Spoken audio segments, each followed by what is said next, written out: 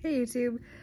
I don't make reels. I don't really know how to start this, but how to figure out who you are truly really just boils down to it's ironic. Just spend less time on social media and just distance yourself from mental labels and stop trying to fit yourself into these boxes that social media pushes and society pushes, and just let the person who emerges through all of that come out and embrace that part of you, because that's when you're the most magnetic, loving, amazing, beautiful version of yourself, is when you're truly you and you're not buying into things, trying to find out who you are through social constructs and aesthetics and material objects like the Stanley Cup or whatever. I don't know. I think that was a few months ago now. I don't know.